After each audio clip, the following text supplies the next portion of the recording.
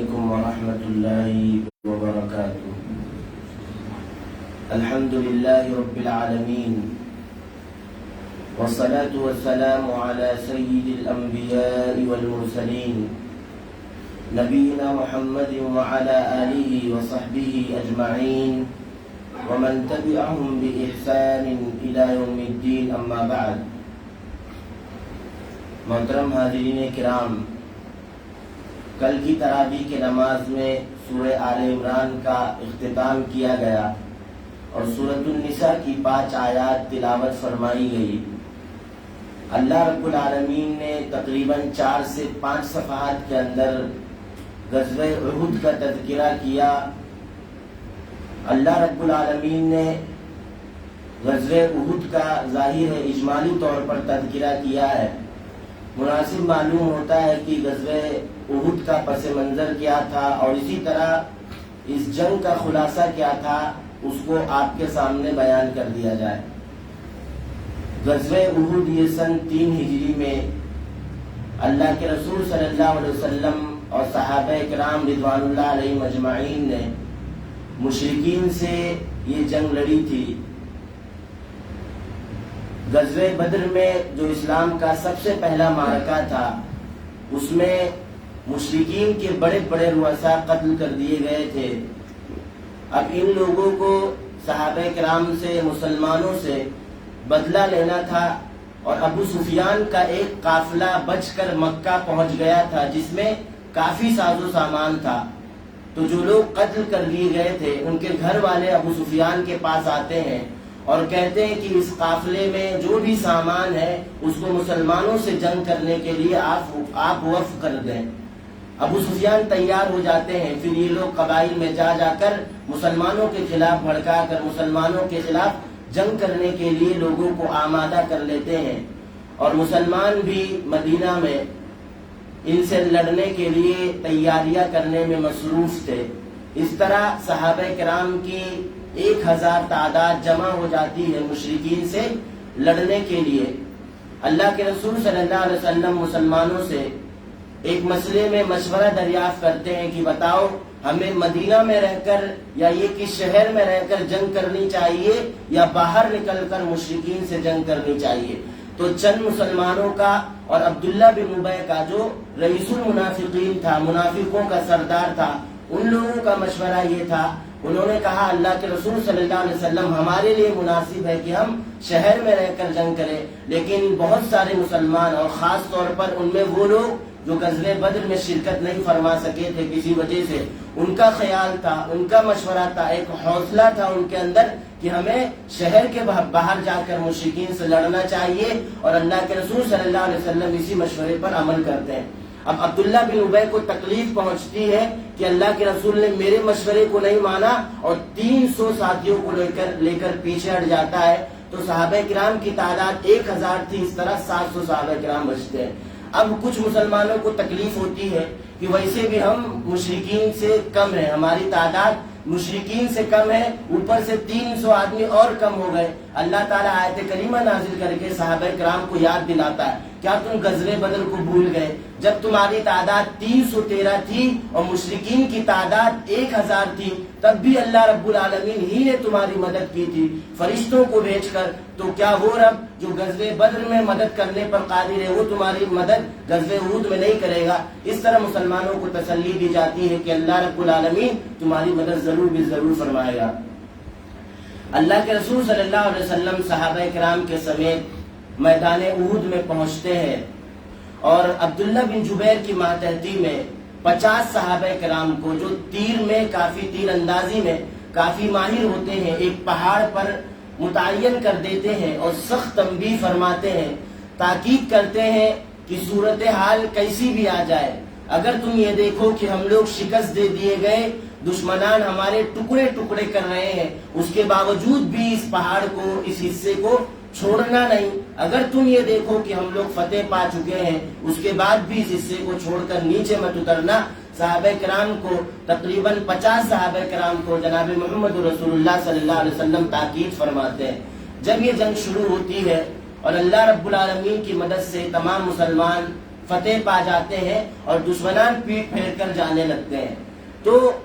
وہ صحابہ کرام، جن صحابہ کرام کو اللہ کے رسول صلی اللہ علیہ وسلم نے عبداللہ بن جبیر کی ماتحتی میں ایک پہاڑ پر متعین کیا تھا، ان میں سے اکثر صحابہ کرام یہ کہنے لگتے ہیں کہ جب جنگ ہم جیت چکے ہیں اور مسلمان نیچے مال غنیمت تک سمیٹ رہے ہیں اور دشمنان بھی پیٹ پھیر کر جا چکے ہیں، تو ہمارا یہاں پر رک کر کوئی مطلب نہیں ہے۔ یہ ان کی اجتہادی غلطی تھی، لیکن اس کے باوجود بھی عبداللہ بن جبیر انہیں جناب محمد رسول اللہ صلی اللہ علیہ وسلم کا وہ قول یاد دلاتے ہیں، کیا تم لوگ اللہ کے رسول کی بات کو بھول چکے؟ اللہ کے رسول نے کہا تھا کیسی بھی صورتحال پیش آ جائے اس جگہ کو چھوڑنا نہیں۔ لیکن صحابہ کرام یہ سمجھ رہے تھے کہ جب دشمنان پیٹ پھیر کر جا چکے ہیں اور مسلمان نیچے مال غنیمت سمیٹ رہے ہیں تو ہمیں یہاں پر کھڑے ہونے کا کوئی فائدہ نہیں ہے۔ تو تقریباً 10 سے 7 صحابہ کرام اس پہاڑ پر باقی بچتے ہیں اور اکثر صحابہ کرام نیچے اتر جاتے ہیں۔ خالد بن ولید رضی اللہ عنہ کی جو اس وقت مسلمان نہیں ہوئے تھے، ان کی نظر اچانک پہاڑ پر پڑ جاتی ہے اور چند ساتھیوں کو لے کر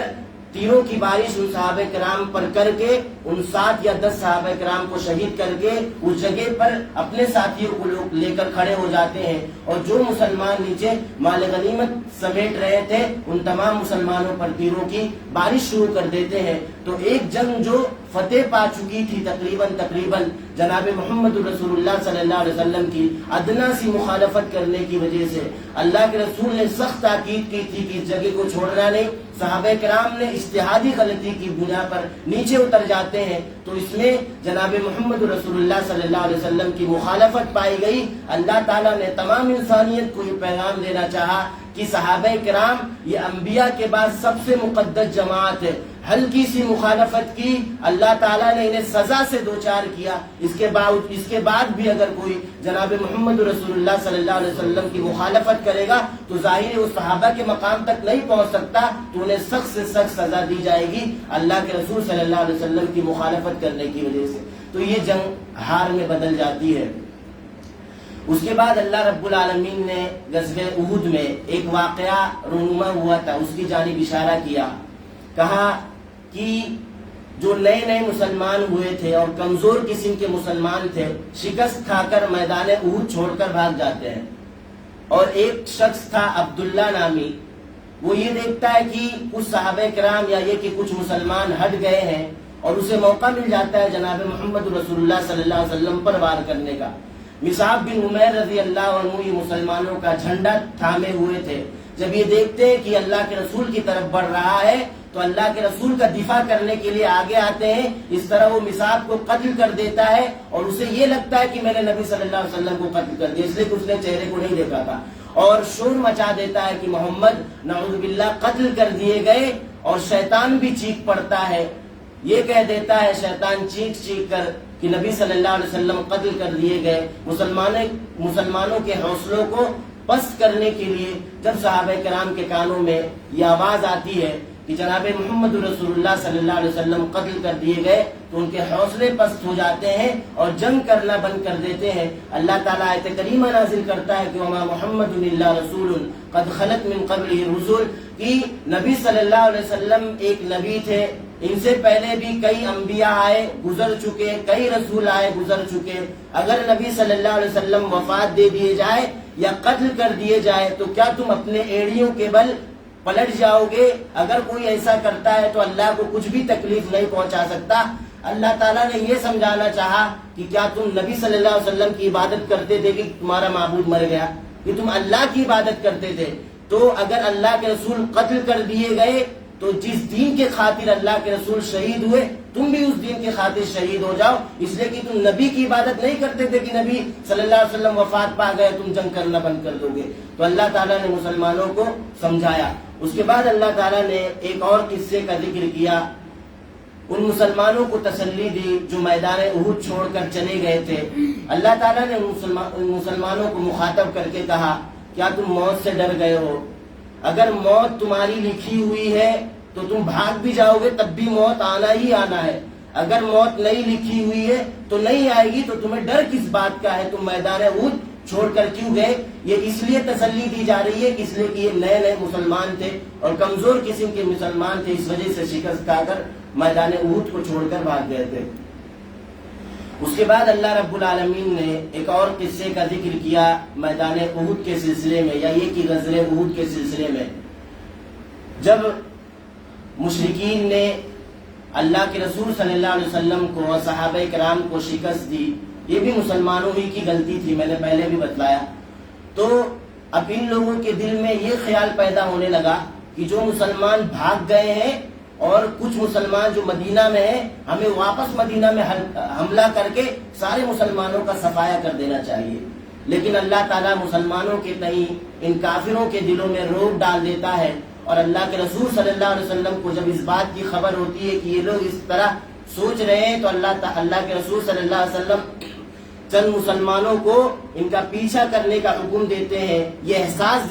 دلانے کے لیے کہ مسلمان اگرچہ شکست کھا گئے ہیں لیکن اس کے باوجود بھی تمام کافروں کا صفایا کرنے کی ہمت رکھتے ہیں، حوصلہ رکھتے ہیں، اور کر کے بھی دکھائیں گے۔ اس کے بعد اللہ رب العالمین نے ایک اور قصے کا ذکر کیا کہ منافقین جب صحابہ کرام مدینہ آ جاتے ہیں تو منافقین طنز کرتے ہوئے صحابہ کرام کو کہتے ہیں، خاص کر عبداللہ بن ابی، کہ دیکھو ہم نے پہلے بھی کہا تھا کہ مدینے میں رہ کر تمہیں جنگ کرنی چاہیے، آپ لوگوں نے ہماری بات نہیں مانی، اس وجہ سے شکست کھا گئے۔ یعنی طنز کر رہے تھے۔ اللہ تعالیٰ نے آیت کریمہ نازل کی اور منافقین کا منہ توڑ جواب دیا، کہا کہ جو لوگ میدان احد میں یا یہ کہ جنگ میں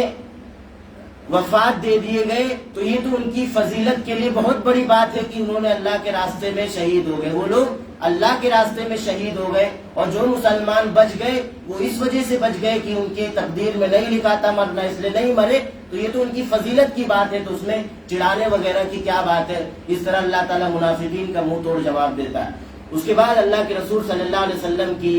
اعلیٰ صفات کا ذکر کیا جاتا ہے کہ جناب محمد رسول اللہ صلی اللہ علیہ وسلم یہ بڑے سخت دل نبی ہے، اور اسی طرح بس زبان بھی نہیں ہے بلکہ صاف روح ہے۔ اسی طرح اللہ رب العالمین کہتا ہے وَلَوْ كُنْتَ فَظًّا غَلِيظَ الْقَلْبِ لَانفَضُّوا مِنْ حَوْلِكَ، کہ جناب محمد رسول اللہ صلی اللہ علیہ وسلم اگر آپ سخت دل ہوتے اور بس زبان ہوتے نا، تو یہ جو صحابہ کرام کی بھیڑ اپنے ارد گرد دیکھ رہے ہو، کوئی بھی مسلمان تمہارے قریب نہیں آتا، لیکن یہ اللہ کا فضل ہے کہ اللہ تعالیٰ نے آپ کو سخت دل نہیں بنایا، نرم دل بنایا، اور اسی طرح صاف گو بنایا۔ اس کے بعد اللہ رب العالمین نے ذکر کیا کہ حقیقی کامیابی کیا ہے۔ ہر کسی کو موت کا آنا، ہر کسی کے پاس موت آئے گی، اور حقیقی کامیابی کیا ہے؟ فَمَنْ زُحْزِحَ عَنِ النَّارِ وَأُدْخِلَ الْجَنَّةَ فَقَدْ فَازَ، کہ ایک انسان جہنم سے بچا لیا جائے اور جنت میں داخل کر دیا جائے، یہ اس کی حقیقی کامیابی ہے۔ اس کے بعد اللہ رب العالمین نے ذکر کیا کہ کوئی بھی انسان اس دنیاوی زندگی میں آتا ہے تو ایسا ناممکن ہے کہ اسے آزمائے بغیر چھوڑ دیا جائے۔ ہر انسان کو ایمان کے بقدر آزمایا جاتا ہے۔ اس کے بعد اللہ رب العالمین نے آگے ذکر کیا کہ اللہ تعالیٰ کسی کی بھی نیکی کو ضائع نہیں کرتا۔ فَاسْتَجَابَ لَهُمْ رَبُّهُمْ أَنِّي لَا أُضِيعُ عَمَلَ عَامِلٍ مِّنكُم مِّن ذَكَرٍ أَوْ أُنثَىٰ۔ اس کا پس منظر کیا ہے؟ ام سلمہ رضی اللہ عنہا جناب محمد رسول اللہ صلی اللہ علیہ وسلم سے دریافت کرتی ہیں کہ اللہ کے رسول جب ہجرت کی بات کی گئی تو عورتوں کا تو ذکر ہی نہیں کیا گیا، صرف مردوں کی تعریف کی گئی، تو اللہ تعالیٰ نے آیت کریمہ نازل کر کے عورتوں کو تسلی دی کہ چاہے وہ مرد ہو چاہے ایک انسان عورت ہو، اللہ تعالیٰ کسی کے بھی نیکی کو ضائع اور برباد نہیں کرتا۔ اس کے بعد اللہ رب العالمین نے اخیر میں ذکر کیا کہ ہم متقیوں کے لیے کل قیامت کے دن جنت میں ایسے باغات تیار کر رکھے ہیں جن کے نیچے نہریں جاری ہوں گی، اس میں وہ ہمیشہ ہمیشہ رہیں گے۔ اور آخری آیت میں مسلمانوں کو اللہ رب العالمین نے نصیحت کی کہ ہمیشہ تقویٰ کے دامن کو تھامے رکھو، جہاد کرتے رہو، صبر کرتے رہو۔ اس طرح آل عمران کا اختتام ہو جاتا ہے۔ اس کے بعد اللہ رب العالمین نے سورۃ النساء کو ذکر کیا۔ سب سے پہلے تمام انسانوں کو مخاطب کر کے تقویٰ اختیار کرنے کا حکم دیا گیا، اللہ رب العالمین سے ڈرنے کا حکم دیا گیا، اور اللہ تعالیٰ نے ڈرنے کا حکم بھی دیا اور ساتھ میں اپنے احسانات کو بھی ذکر کیا تاکہ ایک انسان ہر حال میں اللہ رب العالمین کا ذکر کرتے رہے، اس کا تقویٰ ہی اللہ رب العالمین ہی کا تقویٰ اختیار کرے۔ اس کے بعد اللہ رب العالمین نے ان تمام لوگوں کو نصیحت کی اور یہ کہا کہ اگر تمہاری پرورش میں یتیم لوگ ہیں تو ان کے مالوں کو ہضم کرنے کی نیت سے اپنے مالوں میں ملاؤ نہ، یعنی ہضم کرنے کی نیت سے ان کے مالوں کو اپنے مالوں میں مت ملاؤ۔ اسی طرح اللہ رب العالمین نے ذکر کیا آخری بات کو کہ جن کی ماتحتی میں یتیم لوگ ہیں اور لڑکیاں بھی ہیں، اگر لڑکیاں بالغ ہو جاتی ہیں اور تم ان سے شادی کرنا چاہتے ہو تو جس طرح عام عورتوں کو تم مہر دیتے ہو اسی طرح ان یتیم بچیوں کو بھی مہر دو۔ زمانے جاہلیت میں کیا ہوتا تھا کہ جب کسی کی پرورش میں یتیم لڑکی ہوتی تھی تو اسے مہر نہیں دیا جاتا تھا شادی میں، یہ احسان جتلایا جاتا تھا کہ تم میری ہی پرورش میں تھی، میرا احسان مان کہ میں نے تجھے پرورش کیا اور تم مجھ سے مہر مانگ رہی ہے۔ شریعت آئی، دین اسلام اللہ رب العالمین نے جناب محمد رسول اللہ صلی اللہ علیہ وسلم کو دے کر بھیجا اور اس ظلم کو ختم کیا اور تمام لوگوں کو یہ حکم دیا کہ اگر تم انصاف نہیں کر سکتے ہو، مہر نہیں دے سکتے ہو تو ان یتیم لڑکیوں سے شادی مت کرو، عام عورتوں سے شادی کر لو، 2 کر لو، 3 کر لو، 4 کر لو، لیکن اگر ان یتیم لڑکیوں کے ساتھ احسان نہیں کر سکتے، انصاف نہیں کر سکتے تو ان یتیم لڑکیوں سے شادی ہی مت کرو۔ تو یہ چند باتیں تھیں جو اللہ رب العالمین نے ان آیات کے اندر ذکر کی۔ رب العالمین سے دعا ہے کہ بار الہ ہم تمام لوگوں کو دین اسلام کے احکام و فرامین کو سمجھنے کی اور عملی زندگی میں نافذ کرنے کی توفیق عطا فرما۔ ہم سبوں کو کہنے سننے سے زیادہ عمل پیرا ہونے کی توفیق عطا فرما۔ جب ہمارا خاتمہ فرما تو ایمان ہی کی حالت میں فرما۔ وصلی اللہ علی نبینا محمد وعلی آلہ وصحبہ وسلم۔ سبحانک اللہم وبحمدک، اشہد ان لا الہ الا انت، استغفرک واتوب الیک۔ والسلام علیکم ورحمۃ اللہ وبرکاتہ۔